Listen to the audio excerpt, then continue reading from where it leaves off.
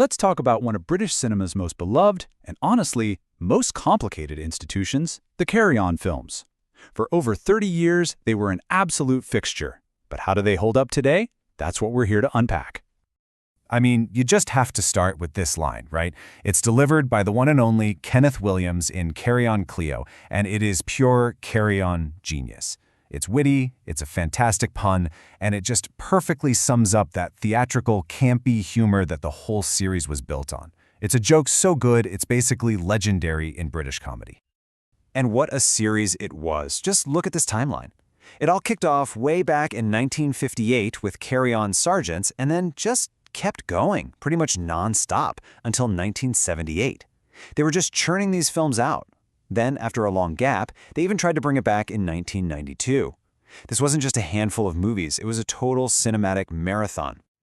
So you have to ask, how did a series of pretty low-budget comedies become this massive, massive part of the cultural landscape? Well, the answer really has to do with the people who brought this very unique world to life. I think this table says it all. Look at those numbers, 26 films for Kenneth Williams, 24 for Joan Sims. Audiences saw these same familiar faces film after film. You had Kenneth Williams, Joan Sims, Sid James. They became this sort of on-screen family. And you know, that familiarity was a huge part of the appeal. It was comforting. The critic Colin McCabe really hit the nail on the head here. He said the films created this fantasy version of England. And that's exactly what it was. Pure escapism, a funny, reliable world you could just disappear into for an hour and a half and forget about whatever was going on in real life. Okay, so you absolutely cannot talk about Carry On without getting into the humor. It was a very specific kind of comedy, right? It came out of old music hall traditions and those cheeky postcards you'd find on a trip to the seaside.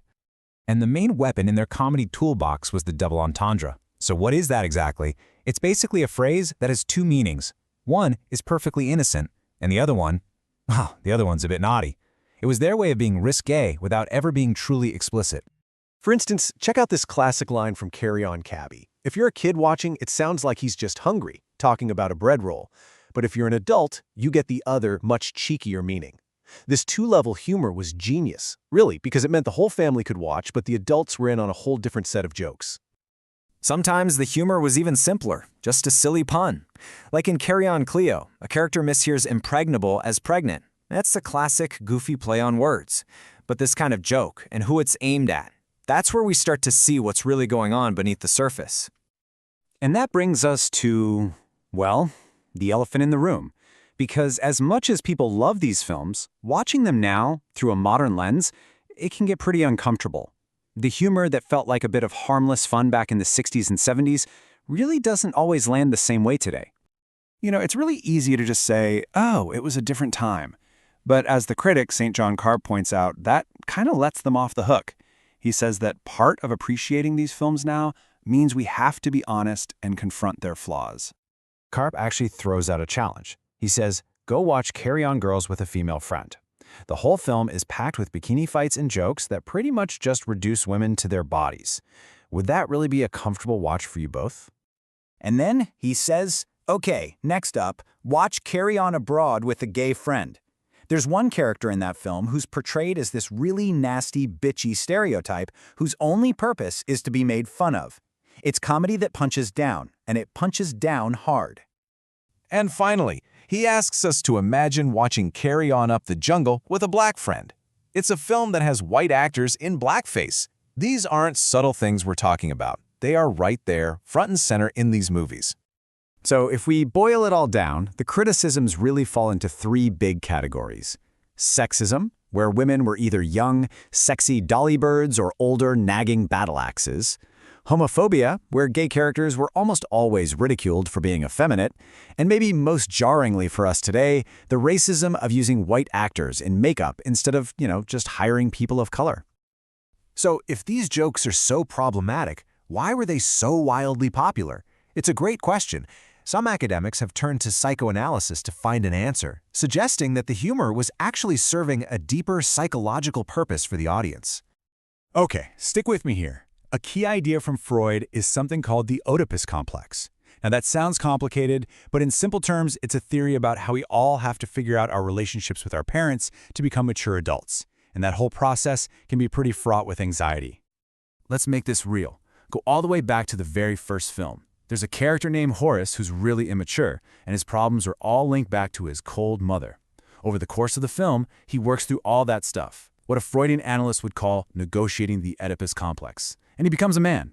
The movie is basically acting out these deep cultural anxieties about masculinity. So here's the theory. The jokes in these films, even the really cringy ones about sex or what it means to be a man, they acted like a release valve. They let a pretty repressed society laugh at the very things that made it nervous, and that laughter provided a kind of shared, public relief. So what we have is this picture of a film series that was both a comforting escape and a minefield of stereotypes, all while maybe, just maybe, serving this deeper psychological purpose.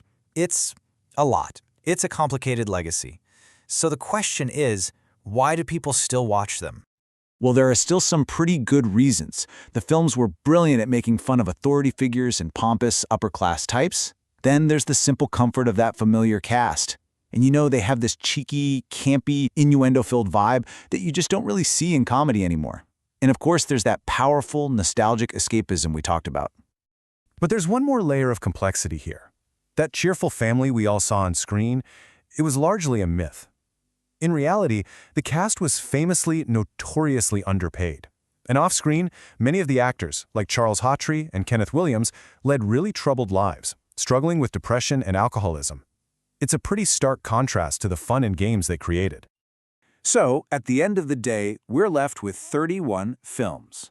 31. Think about that. 31 artifacts that basically kept the entire British film industry afloat for years, but which also carry this incredibly heavy load of cultural baggage. It's just a massive, messy, and totally fascinating legacy. And that leaves us with one last question, and it's a question that goes way beyond the Carry On films. It's really the central challenge for any of us who love old movies or books. How do we appreciate art from the past, while at the same time acknowledging its flaws? There's no easy answer, but it's definitely a conversation worth having.